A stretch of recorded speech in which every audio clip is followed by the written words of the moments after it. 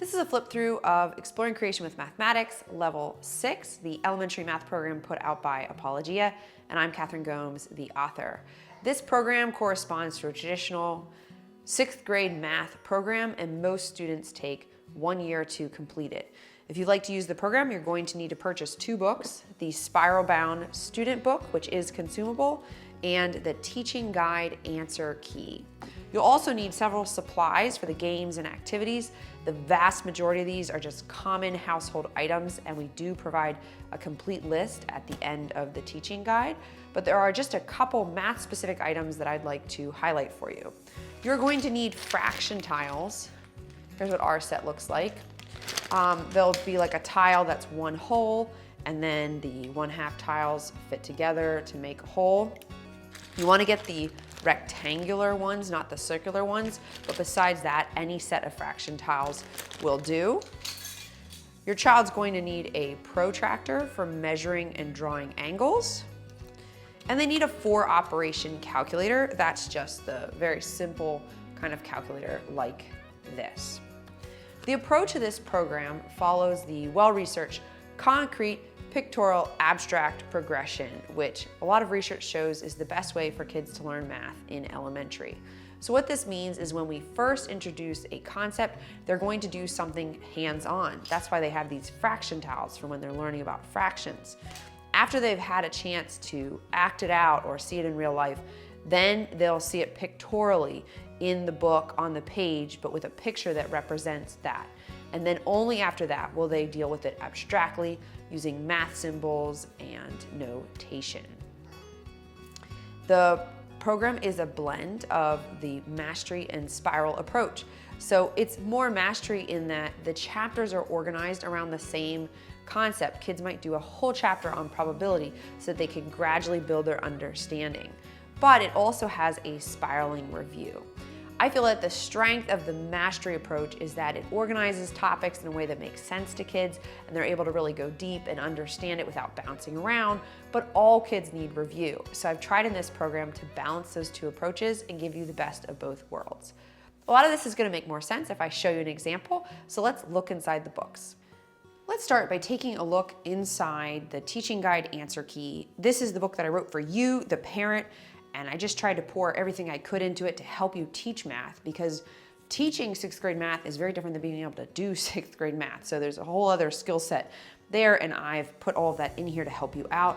And at Apologia, we worked really hard as a team to just make this as open and go and seamless for you. So the first tool we've given you is a pacing guide. So right when you open this up, we have a suggested schedule where we've laid out the whole program so that you can complete the whole thing in 36 weeks.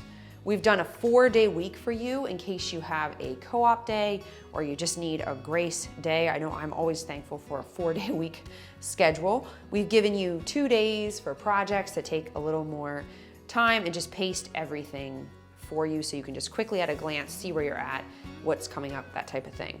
I'll just give you an example here. So on this day, you're going to be doing lesson 11 in the student book, and the skills practice that day is multiples and factors. So the skills practice is that review I talked about earlier. It's like 5 to 10 minutes reviewing a skill that you've already learned. In this case, it's in a previous level or in a previous math book. In future skills practices, it'll be something you already learned in this book. So how do you know what to do for the skills practice? Well, at the beginning of each unit in here, all the skills for that unit are listed and suggestions for how to practice. So here's skill 1, multiples and factors. That's what we saw on the pacing guide. And there are 3 options for practicing. There's a game that was introduced in the student book, and all you need to do here is just print additional game boards off the Book Extras website. There's factor table worksheets that you can print off the Book Extras website. Or here's a 3rd option, you just choose a number and have your child skip count the multiples. So I often let my kids choose their option, or you as the parent can decide which one you want to do. That keeps it fun, keeps it interesting, and less boring.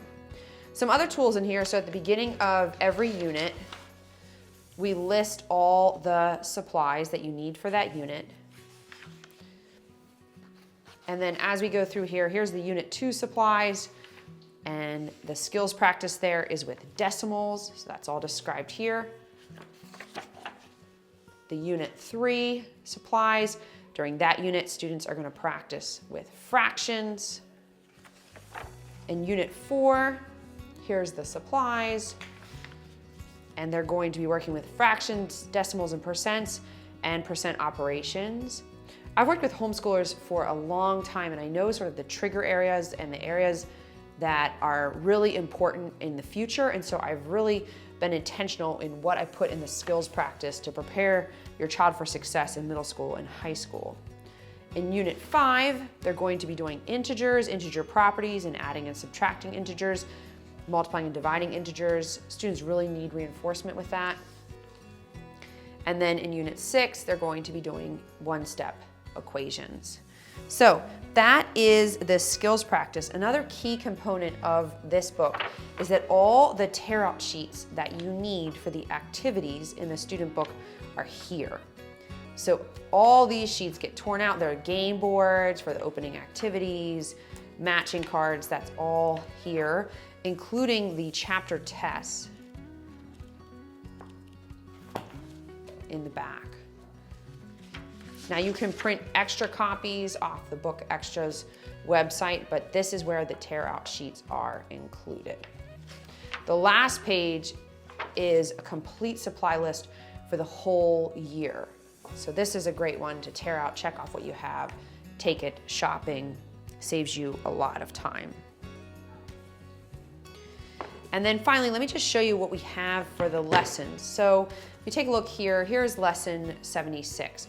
So we've provided for every lesson some notes to you, tips, things to do if your student needs a little bit more of a challenge, you want to take it further, or if they're struggling, some other ideas.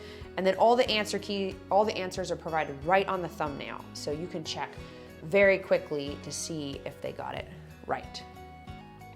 This is the student book, and your child is going to work through it cover to cover. So it's pretty simple to know what you need to do each day. Let me give you a quick overview of what's covered. So we start with a unit on whole numbers, decimals, and fractions. This is going to be some review of what they've done before, but maybe taking it a little bit deeper. We have some great topics in here: squares and square roots, order of operations, the distributive property. A lot in here is just so foundational. Then Unit 2 is ratios, rates, and percents. So they do ratios and rates, and then a whole chapter on percents. Unit 3 is measurement, data, and probability. That's a really fun one.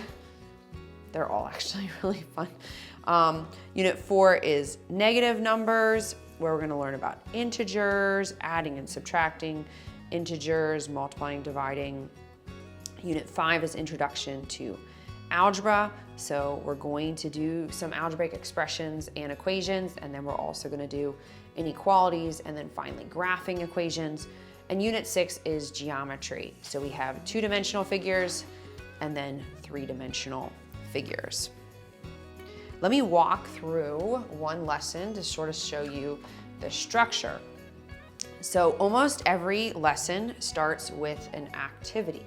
This lesson, they're learning how to divide whole numbers with decimal answers. So they're going to divide a whole number. It's not going to come out evenly, and they're going, instead of writing remainder, they're going to actually write out the decimal. So they start by doing this activity. There are some activity sheets in the back that they use to work through these problems. How 4 friends are going to split the cost of a $12 pie, a $10 cake, and a $9 sundae. And so it doesn't come out evenly, and so they get prepared for the lesson using this activity. Then there are examples. This particular example actually walks them through using long division to do the one with $9. So they just saw this in the open activity, but now they're seeing it set up with long division. And then we have a second example here. There's a little science call out here. We did these wherever we could to tie in the connection to the science theme for the book, which is chemistry and physics. I'll talk about that a little bit more in a little bit. And then here they're going to practice. In this one, these problems are pretty lengthy, as you can see from the example. So it's not a tremendous amount of practice, and we're trying to give them lots of space to do their work. That's really important for kids. All right. There's also problem-solving lessons included. So let me show you one of those. Each unit, there is a problem-solving lesson, because problem-solving is solving open-ended problems, and it's really important for kids to practice and learn. In this one, they're solving these problems where there's these unique symbols, and you have to figure out what operation each symbol is for. So they have an example, and then they have 2 to solve. So typically there's fewer problems for these because they're longer and a little trickier, a little harder for most kids, and they can solve it any way they want. We introduce different strategies like guess and check, but kids have the freedom to do it the way they want, as long as they're able to explain how they got their answer. I talked earlier about a science connection, so let me show you a little bit more about that. Here's an example where they do zipline rates in the rates lesson.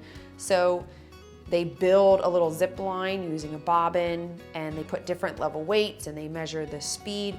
I did this with my co-op class, and it tied right into what they were learning in their physics right then about mass and acceleration. So we have lots of great connections like that. Another example of the science connection is in the project. There's a project at the end of every unit. So in unit 4, they're learning about negative numbers, and for that one, the project is going to be about elevations.